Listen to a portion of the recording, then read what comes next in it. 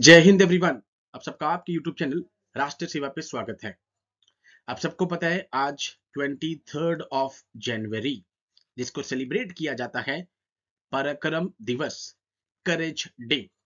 आप देख रहे हैं प्रधानमंत्री की tweet, greetings to the people of India on Parakram Diwas. Today on this jayanti we honour the life and the courage of Netaji Subhash Chandra Bose.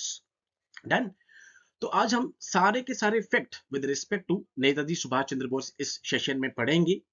And आज से लेकर 31 जनवरी तक आप देखेंगे लगातार कुछ ना कुछ फेस्टिवल यहाँ पे सेलिब्रेट कर रही है सरकार।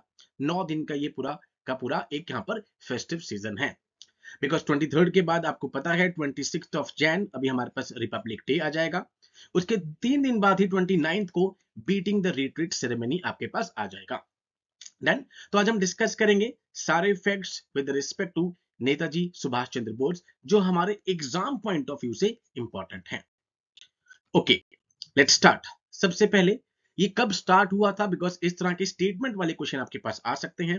2021 में ये स्टार्ट हुआ था। पहला फैक्ट आपके लिए, दैट इज कॉल्ड पराक्रम दिवस, जिसको कहा जाता है करेज डे। अब हर साल सरकार कुछ ना कुछ यहां पर लेकर आ रही है। 2021 में जब इसको स्टार्ट किया तो सबसे पहले इनॉग्रल इवेंट कहां पर हुआ? विक्टोरिया मेमोरियल हॉल, कोलकाता में। डन। 2022 में सरकार क्या करती है? एक होलोग्राम स्टैचू नेताजी का यहां पर इंट्रोड्यूस करती है। आप सबको पता है इंडिया गेट के पास सबसे यहां पर फेमस एक होलोग्राम स्टैचू है। 2023 में क्या करते हैं यहां पे सरकार कि अंडमान निकोबार जो कि एक वॉल्केनिक आइलैंड है, इसके 21 यहाँ पर आइलैंड्स हैं, उनके नाम यहाँ पे 21 परमवीर चक्र अवार्डीज के नाम पे कर दिया जाता है। एंड इसके अलावा एक नेशनल मेमोरियल जो है डेडिकेट किया जाता है to the Netaji, which was supposed to be built on Netaji Subhash Chandra Bose Dweep was unveiled. Done. तो आप देख रहे हैं 21, 22, 23। सर 24 में क्या है आज हम डिस्कस करेंगे। तो 21 में विक्टोरिया मेमोरियल हॉल इनॉग्रेशन होती है, 22 में होलोग्राम स्टैचू आता है, 23 में अंडमान निकोबार के आइलैंड्स के नाम चेंज किए जाते हैं, 24 में during this 24 program prime minister will digitally launch Bharat Parv. Bharat Parv को यहाँ पे लॉन्च करेंगे digitally, which was organised by ministry of tourism, जिसको ऑर्गेनाइज करवा रहा है, जो कि यहाँ पे पूरे नेशन की डाइवर्सिटी को शोकेस करेगा with Republic day tableau and the culture exhibits. Cultural events होंगे एंड नेशन की डाइवर्सिटी को यहाँ पर दिखाया जाएगा।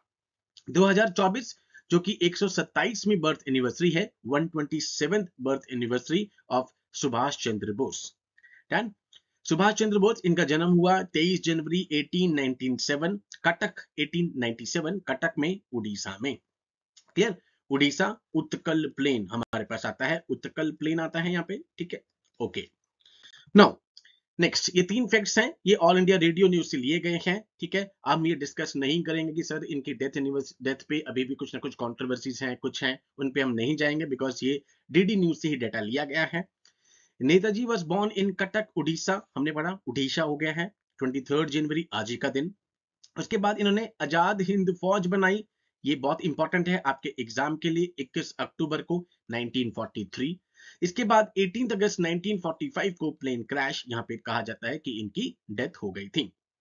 अब ये अपने ब्रेव एक्शंस के लिए नो डाउट बहुत फेमस रहे हैं। सबसे पहले इन्होंने ट्राई कलर को होस्ट किया in the Port Blair in 1943 and Andaman Nicobar की declaration of Andaman Nicobar as first Indian territory to be freed from British rule continues to inspire every Indian. सबसे पहले यहाँ पे उसको फ्री किया गया अंडमान निकोबार को फ्रॉम ब्रिटिश रूल, वो अभी तक यहाँ पर एक इंस्पिरेशन है, वो ब्रेव एक्शन। अब आप सबको पता है कि 1938 के सेशन में यहाँ पर इंडियन नेशनल कांग्रेस के जो सेशन होते थे उसको प्रिसाइड किया, उस टाइम पर वो यहाँ पर प्रेसिडेंट थे। 39 के त्रिपुरी सेशन में दोबारा से वो जीत गए थे, बट उनके आइडियोलॉजिकल डिफरेंसेस लगातार गांधी जी के साथ यहाँ पे रह रहे थे। उस कारण पी सीतारामैया यहाँ पे जो कि गांधी जी के कैंडिडेट थे, इस कारण यहाँ पे सुभाष चंद्र बोस जी ने रिजाइन कर दिया था एंड कांग्रेस को उन्होंने लेफ्ट कर दिया था। एंड इसी के बाद उन्होंने क्या बनाया था? Forward block. ये आपके लिए इंपॉर्टेंट है। इसके अलावा अगर हम बात करें तो जो उनके पॉलिटिकल मेंटोर थे वो थे सी आर दास, चित्तरंजन दास थे यहाँ पे। ठीक है, एंड सी आर दास और मोतीलाल नेहरू ने 1922 में स्वराज पार्टी भी बनाई थी। विवेकानंद की टीचिंग से वो बहुत ही इन्फ्लुएंस रहते थे। ठीक है, 1942 में उन्होंने Indian national army south east Asia में यहाँ पे बनाई with the help of Japan. यहाँ पे उसके बाद हम देखते हैं कि Netaji was first applied to the Bose in Germany in 1942। सबसे पहले जो ये टैग है ना नेताजी, ये किसे, जैसे हम करते हैं सरदार वल्लभ भाई पटेल, तो बारडोली सत्याग्रह है जहां से सरदार का टैग मिला है, ऐसे ही इनको जो नेताजी है वो किसने दिया, by the Indian soldier of Indian legion and by the German and Indian official in the special bureau in Berlin. Berlin में यहाँ पे दिया गया था, of Indian and the German official. तो ये आपके लिए इंपॉर्टेंट है यहाँ पे। उसके बाद हमने अभी पढ़ा कि उनके जब आइडियोलॉजिकल डिफरेंस हुए 1939 में, तो उसके बाद उन्होंने फॉरवर्ड ब्लॉक यहाँ पे बनाया। कई बार क्वेश्चन पूछा जाता है कि क्या एम था फॉरवर्ड ब्लॉक का, क्या एम था, to consolidate the political left and the major support base in his home state Bengal. यहाँ पर मेन एम फॉरवर्ड ब्लॉक का यह था। क्वेश्चन आते हैं कि सबसे पहले महात्मा गांधी जी ने कब प्रिसाइड किया था, तो 1924 बेलगाम का सेशन। ऐसे ही सबसे पहले सुभाष चंद्र बोस 1938 हरिपुरा गुजरात का सेशन, जिसको प्रिसाइड किया सुभाष चंद्र बोस जी ने। तो अब इससे रिलेटेड एक और सर करंट अफेयर्स आज की ही न्यूज है 23 जनवरी की यहाँ पे, कि सुभाष चंद्र बोस आपदा प्रबंधन पुरस्कार 2024 कौन देता है, गृह मंत्रालय। मंत्रालय पता हो, नोडल मिनिस्ट्री। अब ठीक है, ये कब से क्या स्टार्ट हुआ है ये हम पढ़ते हैं। इसी न्यूज में देखो आप लिखा हुआ है, बेसिकली ये क्या रिकॉग्नाइज कर रहा है, the honour invaluable contribution and the selfless service by the individuals and organisation in the disaster management. आपदा डिजास्टर मैनेजमेंट में क्या क्या यहाँ पे एक इंडिविजुअल ने या ऑर्गेनाइजेशन ने अपनी सेल्फलेस सर्विस यहाँ पे दी है, उसके लिए इस अवार्ड यहाँ पे दिया जाता है। So basically, to recognize the contribution in the field of disaster management, government of India ने एक एनुअल अवार्ड स्टार्ट किया था, सुभाष चंद्र बोस आपदा प्रबंधन पुरस्कार। क्लियर, 23 जनवरी आज ही के दिन हर साल इसको अनाउंस किया जाता है। इसमें कितना प्राइज है, 51 लाख का इसमें कैश प्राइज है। यहाँ पे एक सर्टिफिकेट है in case of an institution and 5 lakh and a certificate in case of an individual. Individual में 5 लाख और एक पूरे इंस्टीट्यूशन में 51 लाख यहाँ पे दिया जा रहा है। ओके, तो ये सारी चीजें आपको पता होनी चाहिए। आजाद हिंद फौज, ठीक है, ये आपको पता हो। उसके बाद उनके जो पॉलिटिकल मेंटोर थे सीआर दास और मोतीलाल नेहरू, उन्होंने स्वराज पार्टी बनाई 1922, ये आपको पता हो। पराक्रम दिवस 2021 से सेलिब्रेट हो रहा हो, स्टेटमेंट वाले क्वेश्चन में आ सकता है। 1938 का सेशन उन्होंने प्रिसाइड किया, 39 में भी हो गए थे, बट आपको पता है आइडियोलॉजिकल डिफरेंस थे उनके महात्मा गांधी जी के साथ। उसके बाद इंडियन सिविल सर्विस में वो सिलेक्ट हुए, उसके बाद उन्होंने उनको छोड़ दिया, यहाँ पे ज्वाइन नहीं किया है। ठीक है, तो ये सारे फैक्ट्स आपको पता हो। एंड आज के बाद लगातार आपको 23 से 31 तक कुछ ना कुछ इवेंट यहाँ पे देखने को लगातार मिलता ही रहेगा।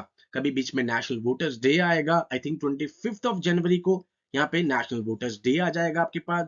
उसके बाद रिपब्लिक डे की परेड आ जाएगी, जिसमें इस बार फ्रांस के प्रेसिडेंट यहाँ पे चीफ गेस्ट आ रहे हैं। उसके बाद 29 को यहाँ पे एग्जैक्टली जब इसका कंक्लूजन होता है यहाँ पे रिपब्लिक डे परेड का, उसको कहा जाता है बीटिंग द रिट्रीट सेरेमनी, जो कि शाम के टाइम पर होगी, जब राष्ट्रपति यहाँ पर सभी को अपने अपने बैरक्स में वापस जाने के लिए कहेंगी। That marks the end of the Republic Day parade. And इसी दौरान 23 और 31 के बीच में एक हलवा सेरेमनी आती है, लॉक इन पीरियड, जो हमने डिस्कस कर ली। मैंने अभी शॉर्ट भी बनाया था कि that is called a lock in period, जिसमें जितने भी ऑफिशियल बजट प्रिपरेशन में इन्वॉल्व हैं वो हाउस से बाहर, एक प्रीमाइसिस के बाहर नहीं निकलेंगे जब तक सीतारमन मैडम 1 Feb को टेबल पर बजट नहीं रख देती। That is called a halwa ceremony.